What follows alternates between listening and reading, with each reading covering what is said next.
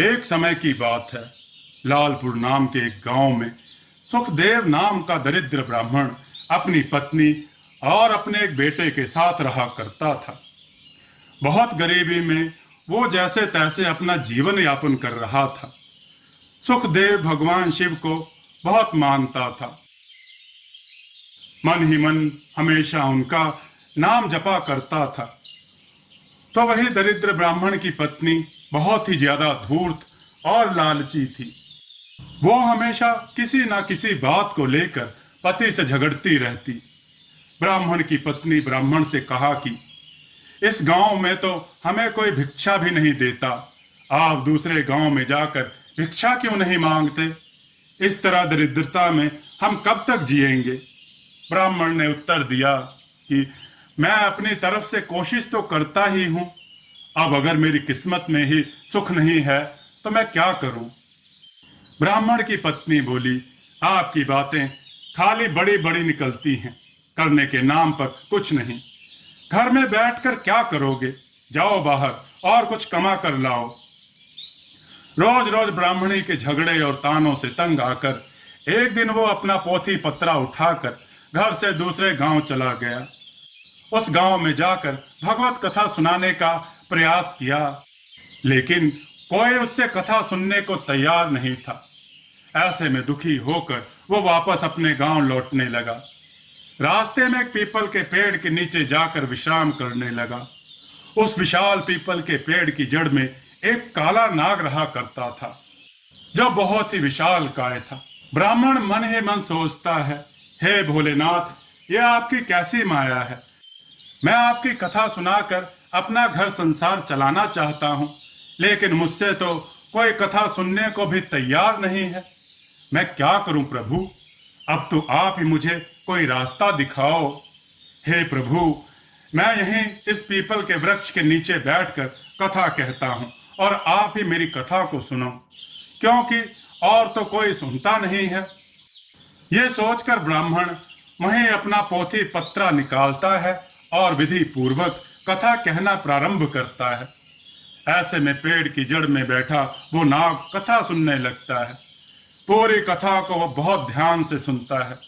जब कथा समाप्त होती है तो बाहर आकर ब्राह्मण को एक सोने का सिक्का दक्षिणा में देता है और फिर कहता है, तुम रोज यहाँ आकर कथा कहा करो, तुम्हें और कहीं जाने की जरूरत नहीं।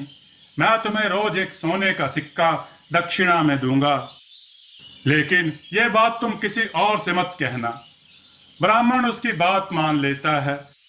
नाग के जाने के बाद वो भगवान शिव को धन्यवाद देते हुए कहता है, हे प्रभु, आपने तो मेरी जिंदगी ही बदल दी।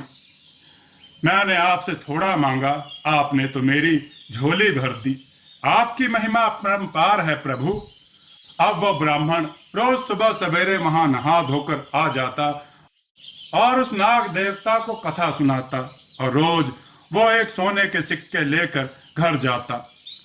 बहुत जल्द ही वो दरिद्र से अमीर बन गया। अब उसके पास किसी चीज की कोई कमी नहीं थी। पूरे गांव के लोग उसकी प्रगति को देखकर आश्चर्यचकित थे। लोगों के मन में तरह तरह के सवाल पैदा हो रहे थे। बहुत लोगों के दिमाग में ये चल रहा था कि जरूर ये ब्राह्मण कोई गलत काम करता है, जिसकी वजह से वो इतनी जल्दी इतना धन कमा गया। अब लोग ब्राह्मण की पत्नी से सवाल करने लगे। पड़ोसन ने पूछा, तुम्हारे पति के पास इतना धन कहां से आ गया? आखिर ऐसा क्या काम करने लगे हैं वो? ब्राह्मण की पत्नी बोली, वो दूसरी जगहों पर जाकर कथा सुनाते हैं, उसी से उन्हें जो धन मिलता है वो ले आते हैं। पड़ोसन ने आश्चर्य से कहा, कथा सुनाने के लिए इतना धन भला कौन देता है? अब तो उसकी पत्नी के मन में भी कई सवाल उठने लगे।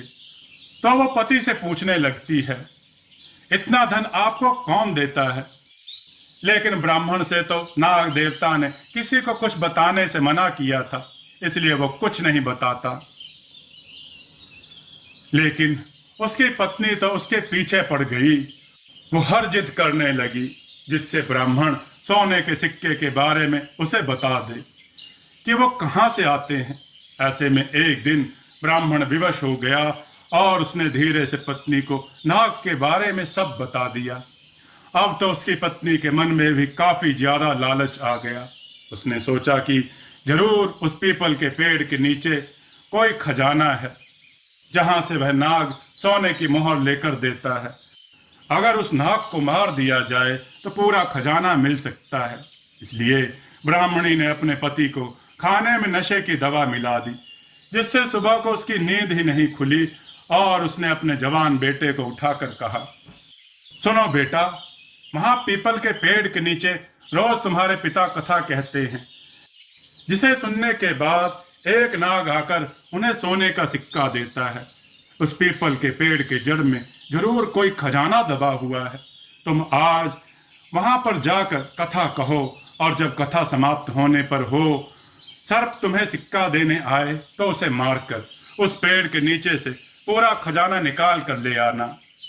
बेटे को भी लालच आ गया और वो पोथी पत्रा लेकर उस पीपल के पेड़ के नीचे जा पहुंचा और जाकर कथा कही।